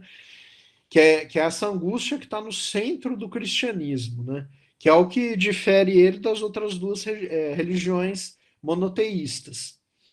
Então, há uma grande variedade de situações, de personagens que têm perfeita noção das suas gaiolas, outros não têm, e como a linguagem ela varia de um conto para outro. Porque, por exemplo, na Rainha dos Campos Elíseos é uma literatura urbana, seca, cortante, na nossa tradição realista do Brasil. Bom, dos Vidros Verdes eu já falei, já dialoga com uma literatura fantástica. No Noite Infinita, que eu e Gisele conversamos antes aqui da live, Noite Infinita que tem uma linguagem muito poética, uma linguagem muito alusiva. E por fim, o Isso, que é uma linguagem muito pautada sobre os silêncios, e aí eu não posso deixar de me remeter ao Maurice Merleau-Ponty, principalmente na linguagem direta às vozes do silêncio, como os silêncios e o branco, né, como é um conto que fala sobre as artes plásticas, ele dialoga muito sobre isso, como os silêncios daquele casal ali que está se desagregando, como eles falam mais do que a linguagem que a manifesta. Então há todo esse trabalho aí de que cada conto é escrito numa linguagem que é calculada ali milimetricamente para exprimir o tipo de personagem, o tipo de prisioneiro e o tipo de prisão. Bom, fiz todo esse trajeto, agora retrospectivamente a gente pensar o título, Gaiolas sob medida. O sob medida já dá para a gente ter uma ideia de duas coisas. Uma, que cada prisão está devidamente adaptada ao seu prisioneiro. Cada prisão, o design de cada uma, se a gente pode dizer assim, todo o aparato de segurança de cada uma, de segurança de vigilância, foi feito para um tipo de prisioneiro, em especial. E se é sob medida, é porque esses prisioneiros forneceram essa medida para que a prisão fosse construída. Ou seja, cada prisioneiro deu informações para o seu carcereiro para que ele construísse o cárcere. Cada prisioneiro ali deu as medidas dele para que ele e a jaula se adaptassem. E aí é impossível não pensar no Etienne de la Boétie, que ele fala da servidão voluntária, que ele coloca essa grande questão. Por que nós que desfrutamos de liberdade preferimos voluntariamente servir a um Senhor? Por que nós entregamos nossos olhos, nossos ouvidos, nossos pés, nossas mãos para um tirano? Que é uma situação que está muito presente no nosso Brasil. Haja vista a manifestação verde-amarela. Haja vista como as pessoas aceitam que os direitos delas sejam retirados, limitados, suprimidos, enfim. E La Boétie vai oferecer a seguinte resposta, de que a submissão ao tirano é um desejo de também tiranizar. Quem é o servo voluntário, ele é também um tiranete. E aí eu deixo uma pergunta, uma provocação, não só para a Gisele, mas para todo mundo aqui que está participando da conversa, é a seguinte, no âmbito de cada conto, porque cada conto é muito singular à sua maneira. Eles têm uma linguagem singular e têm uma ambientação singular também. Cada um tem uma característica, um estilo literário muito distinto. Como cada um dos prisioneiros, que pode ser a Rainha dos Campos Elíseos, pode ser a Mariana, o padre, as pessoas do banquete, a Penélope, todos os personagens ali, como cada prisioneiro pode deixar de ser prisioneiro e romper as barras dessas gaiolas existenciais, sociais, econômicas, jurídicas. E uma das gaiolas mais fortes ali que aparece no livro é no reconhecimento, que é o vidro da delegacia, essa coisa extrema, que separa exatamente a testemunha dos acusados, que é um cordão sanitário mesmo. E a pergunta que fica é: como arrebentar essas gaiolas? Como a gente pode quebrar as trancas, entortar as barras e deixarmos de ser prisioneiros? Porque o primeiro gesto para se deixar de ser prisioneiro é não aceitar a prisão, não aceitar o jugo que ela impõe. Então, é essa provocação aqui, que já forneceram uma resposta aqui no chat, que eu deixo para todo mundo e que é o fruto das minhas impressões. Muito obrigado aí, turma. Muito obrigada, Zé. Puxa, adorei a tua análise, fiquei pensando nesse conto, né? Como eu falei, um conto que me intriga bastante, o algoritmo. Quando você diz que ela, o que define, né? Acho que você mencionou o Bergson, né? Define a nossa humanidade, a possibilidade da diferença, vamos dizer assim, né? De não viver apenas uma conduta repetitiva, que é isso que ela vive, né? Ela mesma é um algoritmo. Né? Então, as opções estão todas definidas já, quer dizer, ela vai para a universidade, ela vai ter suas primeiras experiências sexuais, ela vai para a universidade, ela vai casar, e aí, no fim, de repente, surge aquilo que é justamente o inumano nela.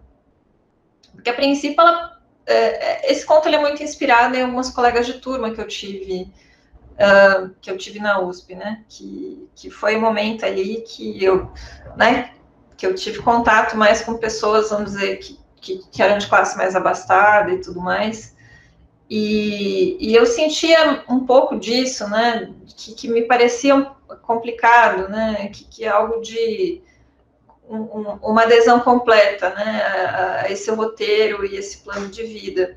Então, acho que no momento final, né, em que aparece uma rotina imprevista, né, que uma rotina, eu acho que muito ligada a esse desejo de tirania que você estava comentando, é que a gente percebe, vamos dizer assim, a desumanização na sua inteireza, né? E, assim, acho que uma das coisas mais legais de escrever literatura, gente, eu acho que todo mundo mesmo devia fazer e devia tentar, é essa coisa da gente adaptar a voz narrativa, né, ao personagem, assim, você conseguir ajustar isso, quer dizer, como é que vai falar, né, a drogadita, né, assim, usuária de crack, como é que vai falar a vendedora de Avon, como é que vai falar o professor de história,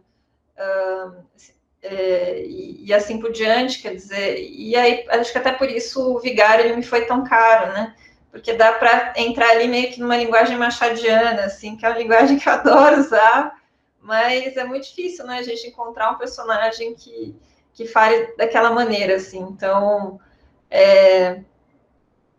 isso acaba acontecendo, né, essa coisa da gente conseguir adaptar, eu acho que transfigurar também muitas das experiências estão muito próximas de nós, né, eu tive uma crise um período de insônia terrível ali, né, um momento muito complicado da minha vida ali por 2013 e tudo mais, e esse conto Rivotril, ele vem desse momento, né, que você sente, né, e que eu temia, inclusive, quer dizer, começar a usar essas medicações psicotrópicas e que a minha vida acabasse, né, por causa delas, né, então, só que aí, quer dizer, criar uma certa, como que a gente consegue transformar isso numa experiência, se distanciar dessa experiência, né, para conseguir escrever sobre ela, então, e esse potencial libertador que foi se realizando em vários contos, assim.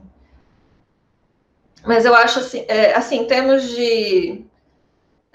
do conceito do livro, acho que o que talvez melhor exprima, né, aquilo, esse mote, né, esse tema principal do livro acaba sendo o reconhecimento mesmo, né, que é quando se dá, quer dizer, essa possibilidade de identificação, né, quando ela vai, a moça, a Lívia, vai tentar reconhecer, né, o ladrão ali da sua bolsa e tudo mais, e ela se reconhece nele de verdade, né, ela não o reconhece simplesmente, eu acho que tem toda ali também uma questão de violência de gênero, né, tem toda essa contraposição ali entre homens e mulheres e a maneira como isso acaba sendo para ela também, quer dizer, ela percebe que ela também estava privada de liberdade, né? Então, acho que esse conto, na verdade, foi que eu terminei mesmo o livro, né? Foi... Os 2 últimos a serem concebidos foram esse e A Rainha dos Campos Elíseos. E nesse, assim, esse eu tive uma certa dificuldade de encontrar um fim para ele, mas foi o conto que eu senti, opa, aqui que a gente tem uma síntese, eu acho, né, do que eu estava querendo um pouco com esse livro, né, e é muito estranho, muitas vezes é muito interessante esse exercício também, quer dizer, porque muitas vezes eu fiquei, né, alguns contos, como eu falei, nascem com começo, meio e fim, mas outros você fica ali lutando, e muitas vezes lutando com a própria essência dos personagens, né? Tentando imaginar outros fins, mas não tem outro, né? Esse conto, A Herança, não tinha outro fim possível, né, a meu ver. Né? Enfim, não vou dar spoiler também. Du, você quer continuar? Obrigada, Zé, também. Quer fazer mais algum comentário? Maravilha, eu queria aproveitar aqui para ler um trechinho para vocês, justamente do conto O Reconhecimento, né? O José Marcelo trouxe coisas muito interessantes a respeito da servidão voluntária, de como o sujeito às vezes quer escolher o modo de cárcere no qual ele vai viver, ao invés de desejar a libertação, né? Então, esse trechinho onde ocorre a expressão gaiola sob medida, em um reconhecimento, me parece bem interessante, explicando o conceito do livro, e aí eu queria chamar o Beck daqui a pouco para dialogar com ele, né, porque eu acho que vai ser bem interessante uma pergunta que ele colocou para a Gisele lá no jornal, né? Eu vou ler um trechinho que é assim, essa mulher que teve a sua bolsa roubada está na delegacia de polícia para tentar reconhecer o meliante através do vidro, não é? Onde ela vê sem ser vista, e ela acaba reconhecendo Alício, né? Que é um dos seus vizinhos entre os suspeitos. E aí o trecho diz assim, né? Alício era seu vizinho, e ela o vira crescer. E por causa de gente como ele, as casas tinham grades, muros, arame farpado, inúteis pontas de ódio para cercar a gaiola de amor que cada um imaginava ter para si. Gaiola sob medida, sonho dourado de todos os forçados a se encaixar nas massificadas. Você pode escolher a cor das grades na janela, o tamanho do seu bebedouro e a cor da cerâmica da pia, se tiver sorte, e sonhar com as gaiolas douradas das novelas para fazer um ninho. Esse é um trecho que eu achei muito interessante, porque nos leva até a pensar sobre a indústria cultural, como ela coloniza o nosso imaginário para que nós sonhemos com a gaiola de ouro, confortável, que você vai decorar as paredes da sua jaula com coisas que você compra no hipermercado. Ou seja, há uma sátira muito profunda aqui, né? E aí ela segue falando assim, né? O ato de Alice não tinha sido pessoal, e como ele, aquelas mulheres não tinham direito a serem pessoas. Todas elas estavam correndo o risco permanente de perder tudo o que fazia sentido, fosse gente ou coisa. E esse medo as fazia sonhar com um homem protetor, que as reconhecesse em meio à massa cega. Filhos que criassem com amor e em segurança, a salvo do ódio contra aqueles filhos sem mãe das gaiolas coletivas. Em 1/10, o pequeno quinhão de universo que elas possuíam poderia ser tomado pelos vermes, o lixo, as periguetes vagabundas, os ladrões. Se estes fossem pegos, o preço poderia ser 1, 2, 10 anos de confinamento em uma gaiola coletiva repulsiva e atroz. Fecha aspas. Vejam que trecho impactante, né, que fala sobre, inclusive, a situação carcerária, né, de todos os que estão aí engaiolados de maneira repulsiva e atroz num dos países com o maior índice, né, de aprisionados do planeta, que é o Brasil. Mas vejam também a questão de perder o direito a ser pessoa, né, e o risco permanente de perder tudo que fazia sentido. Então, eu acho muito poderoso esse trecho, e aí eu gostaria de trazer aqui um trechinho também da entrevista, né, que o Marcos Vinícius Beck fez com a Gisele, e que acho que é um bom tema para a gente falar agora, nesse finzinho de live, né? Que o Beck fala assim, né? Gisele, quem foi tocado pelo sedutor mundo da escrita continuará escrevendo independente de qualquer coisa. E o que é a escrita para você, Gisele? E aí a resposta dela é muito interessante, né? Porque ela diz: uma coisa linda no ato de escrever é que ele pode dar sentido a quase tudo, até mesmo a morte. É um pouco como o riso. Rir e escrever são duas atividades muito próximas para mim. Alguns contos desse livro nasceram trágicos ou melodramáticos demais, mas seria um ato de masoquismo permitir que eles permanecessem assim. O passe de mágica, que não existe na realidade cotidiana, está na técnica. A escrita é um mundo lúdico e autossuficiente, no qual você tem total poder de criar perspectivas inusitadas, que te ajudam a resolver todo tipo de problema, como uma espécie de varinha de condão. Vygotsky afirmava que a arte transforma nossos afetos negativos, recicla-os, nos faz tomar consciência deles como pessoas completas, razão e afeto, corpo e mente. Mas o custo psicológico também é imenso. Escrever é uma atividade que demanda uma enorme concentração em si mesmo.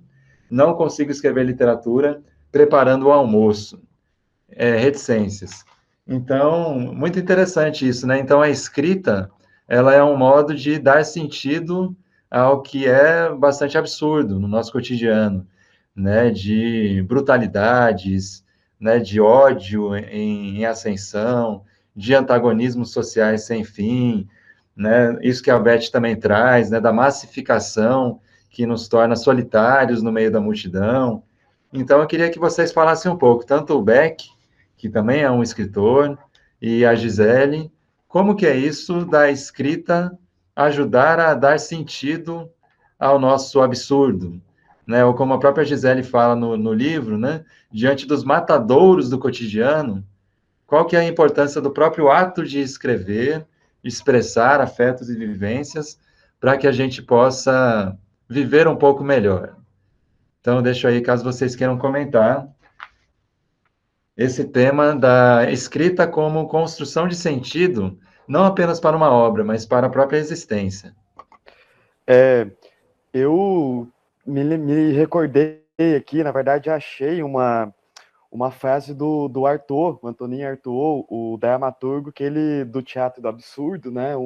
Ele e o Samuel Beckett e o Eugênio Ionesco, de certo modo, explicam o absurdo que se tornou a existência num país delirante e governado por uma quadrilha, né? E ele chegou a ser considerado louco, o Arthur. E ele falou pro psiquiatra dele assim: considerar-me um alucinado é negar todo o valor poético do sofrimento. Todo poeta é um vidente, que eu acho que é mais ou menos isso. A escrita, ela é talvez a função dela, sem dúvida, e eu acredito em literatura que ela tome lado nesse sentido, assim, que você vá no que seria o cerne desse horror todo, ou seja, um sistema capitalista brutalmente repressor e desigual, assim, um sistema que massifica a sua existência e te vê, inclusive, como uma espécie de como um potencial consumidor, né? E aí entra toda essa questão da indústria cultural que a gente reflete, né? Que a indústria cultural, na verdade, vê a gente como um potencial consumidor, e na verdade a gente e aí por isso que eu gosto muito da contracultura, e quando e como jornalista, por isso que eu gosto do estilo Gonzo, né, que é por excelência um jornalismo contracultural que abobina todas as técnicas e todos os delírios tecnocratas assim do que seria um jornalismo, aquela estrutura do texto, da reportagem, do lead e tal, porque é isso, assim, tanto o Hunter Thompson, como o Jack Kerouac, como o Arthur, que são os meus escritores favoritos, o Bukowski também, no Brasil, o Reinaldo Moraes faz isso com excelência, maravilhosamente bem, assim, no sentido de um trabalho da voz narrativa que a Gisele falou, né? Eu acho que certas histórias mesmo, assim, não tem como você falar sobre o horror que é a existência num país delinquente igual o Brasil, usando uma estética literária comportada, por exemplo. Então você tem que radicalizar a linguagem, né? Que foi essa uma discussão que quando eu apresentei meu TCC, assim, eu propus fazer jornalismo com uma linguagem mesmo pesada, assim, radical mesmo, radical no sentido de ter palavra de baixo calão, muitos adjetivos, muitos advérbios, assim, um texto carregado, com muito fluxo de consciência, porque eu achei que não tinha como, por exemplo, descrever, assim, a questão naquela época, né, que é o alvo do meu livro da PEC, sem fazer fazer uma construção estética nesse sentido, assim. Só que como é jornalismo, tem apuração, confronto de dados, etc. Só que para mim, e aí eu não sei para os outros escritores, assim, o mais difícil em escrever é atingir essa voz narrativa, assim, minimamente original, né? É o mais difícil, que é o processo de lapidar o texto, assim, até você achar, e é uma coisa obsessiva, às vezes lapidar o texto é mais demorado do que escrever o livro, propriamente dito, porque a embalagem daquilo que você quer passar, né? E eu acho que os contos do Gaiola Sob Medida, eles trabalham muito bem com isso, assim, cada conto tem uma voz narrativa, uma coisa que vai da ironia, que vai uma linguagem assim que seria mais uma coisa mais infantil, tem um conto lá que é assim, então ele é muito interessante essa construção, e aí acho que demonstra também a versatilidade da Gisele como escritora, porque tem escritores, por exemplo, que tem uma voz narrativa só, né? Teve um curso de escrita criativa que eu fiz na UBS, aqui em Goiânia, com o Reinaldo Moraes, e aí eu conversando com ele, do segundo para o terceiro livro, ele demorou quase 30 anos, assim, porque ele só sabe escrever com uma voz narrativa, então ele não tem essa versatilidade, né? E isso é o mais difícil, assim. E aí é um exercício que na pandemia pelo menos para mim, assim, não sei como que foi para a Gisele, mas me levou a refletir o tipo de jornalismo e, consequentemente, de jornalismo literário que eu tentava fazer ali, que é esse jornalismo mesmo de você ir para a rua, viver os fatos e depois relatar. Mas como fazer isso na pandemia, né? Então também me levou a conhecer, de certo modo, outros autores e outras possibilidades de escrever. Mas nenhuma delas, eu acho que a qualidade caiu assim 70%. Então é muito interessante pensar também o exercício da escrita criativa nesse lugar, né? Hoje, assim. Então, a gente vê que toda uma geração de escritores assim que romperam paradigmas assim, que começa ao meu ver, assim, a radicalização da linguagem, né? Ela vem com Baudelaire, mas no século XX o Henry Miller é o suprassumo disso, assim. E aí, como tentar, né, ser um discípulo do Henry Miller numa pandemia? Simplesmente é o grande desafio, né? Não tem como, é impossível.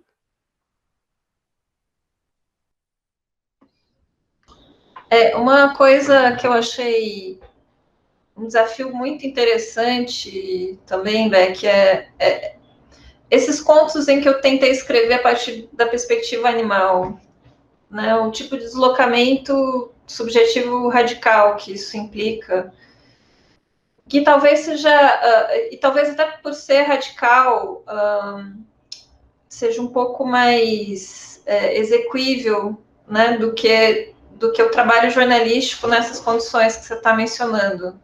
Né, quer dizer, porque é um ser radicalmente diferente, né, eu não consigo me reconhecer naquele ser. E isso me ajudou muito, assim, me fez... Também depois me ajudou a elaborar pequenos deslocamentos, né, naqueles personagens que se parecem, assim, pela situação de vida um pouco mais comigo, a personagem, né, a única personagem escritora que eu me permiti colocar, que é essa personagem de Mais Uma Casa, tal. E, na verdade, assim, escrever escrever literatura é algo que realmente eu faço numa fração mínima do meu tempo, né, que sou mesmo professora, isso. Mas aí eu pensei, eu sinto que isso ajudou. Logo no início da pandemia eu escrevi um mini conto, na verdade, que era a pandemia na perspectiva do vírus, que eu achei que também, quer dizer, e também é aquela coisa, né, que às vezes você fica com aquela raiva, né, que o texto também saiu pronto, e muitas vezes você quer escrever sobre diferentes temas, e na hora que você pode escrever, o texto não sai, mas eu penso que isso é um desafio que ajudou bastante, assim, isso foi essa espécie de treino, né, que esses contos na perspectiva animal acabaram me dando para depois fazer esses deslocamentos um pouco mais familiares, né. Gente, pode falar.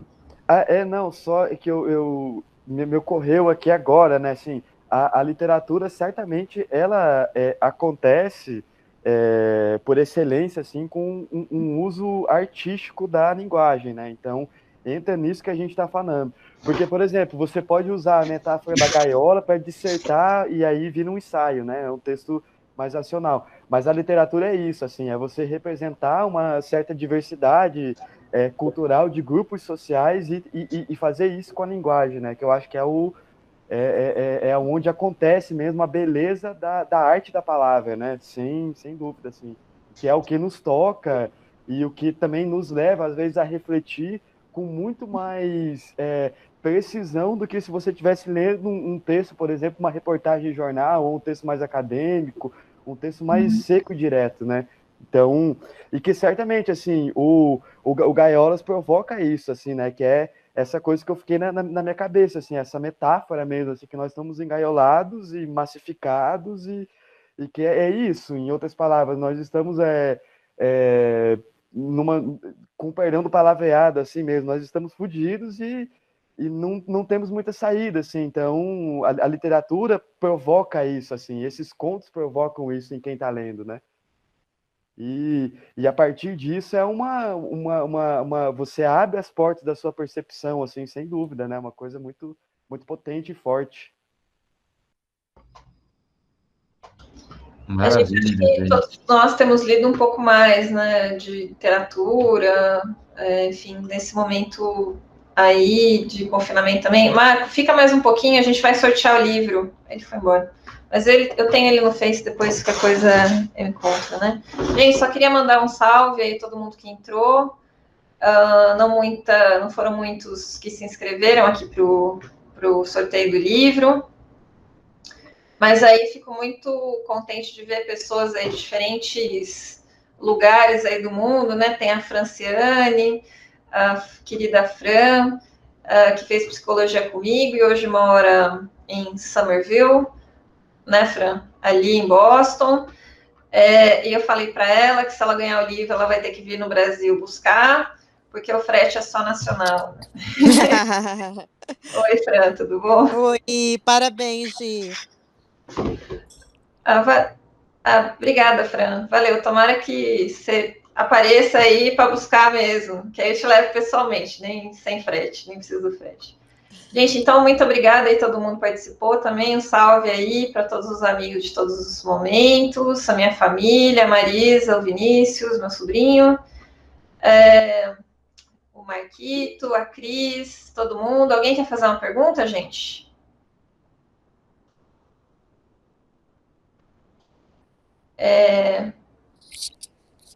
Gi, você recebeu alguma ameaça de morte por parte das pessoas que você usou como inspiração?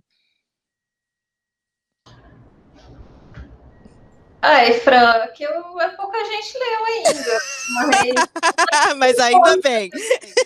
Hoje, cunhado não é parente, né? Não, mas o cunhado não foi inspiração, não, mano. Não, eu sei, mas assim, você falou que os parentes, né? Mas cunhado não é parente, né? Você sabia? Eu falei para ele aqui.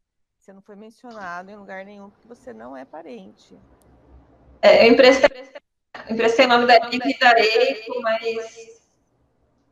mas penso que elas não vão se chatear, não. Gente, então, a gente tem aqui, olha, são só 7 inscritos, né? Infelizmente, por conta dos problemas, penso que a gente teve aí na passagem do YouTube para o Meet.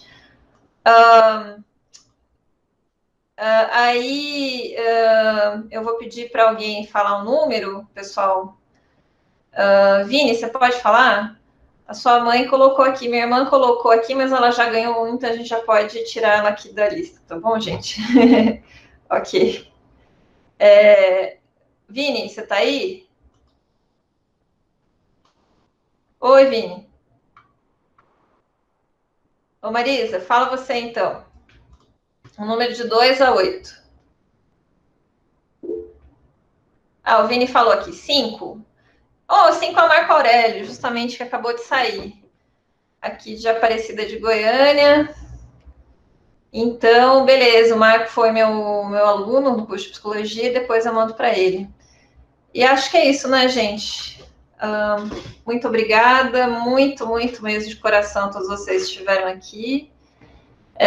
E perdão aí pelos problemas técnicos e pelo atraso aí que a gente teve.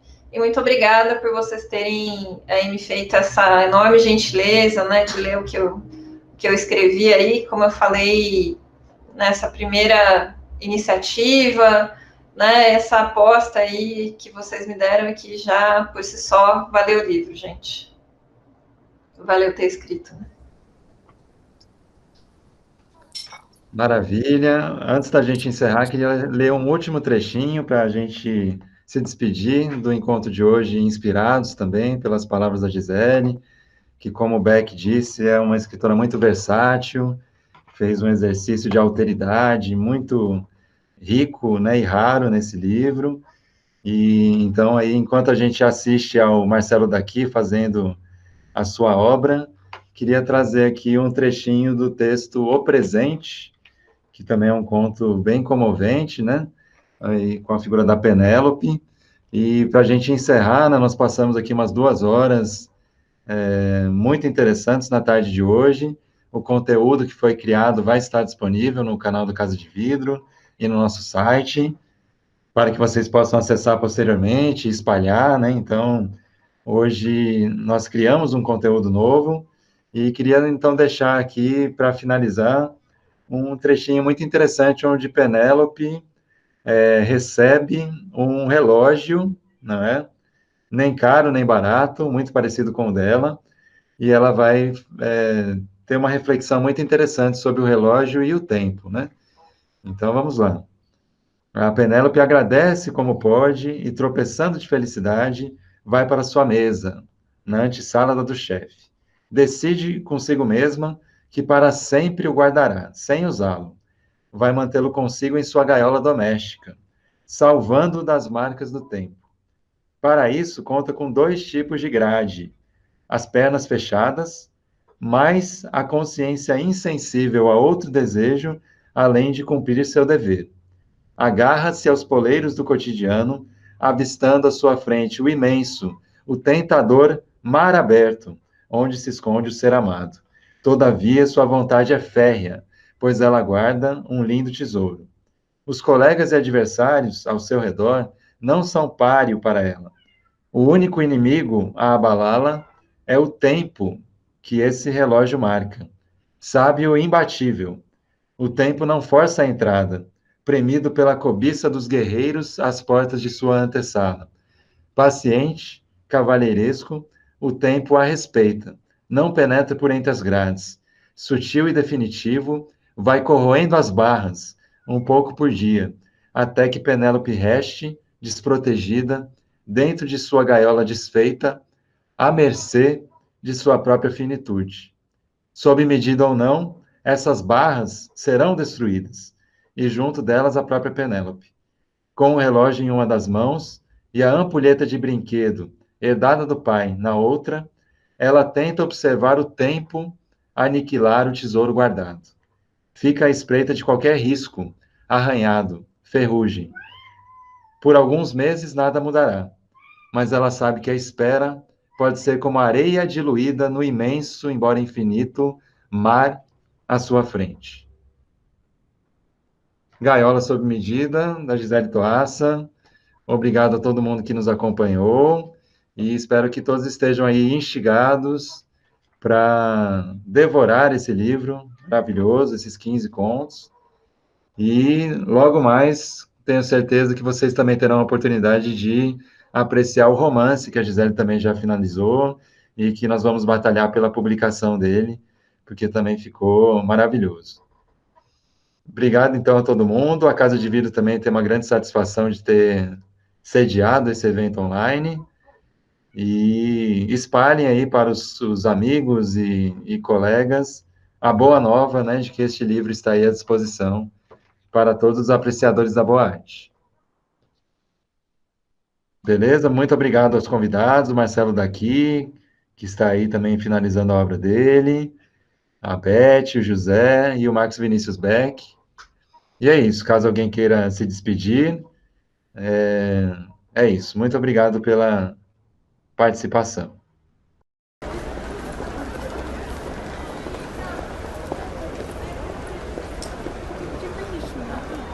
Thank you.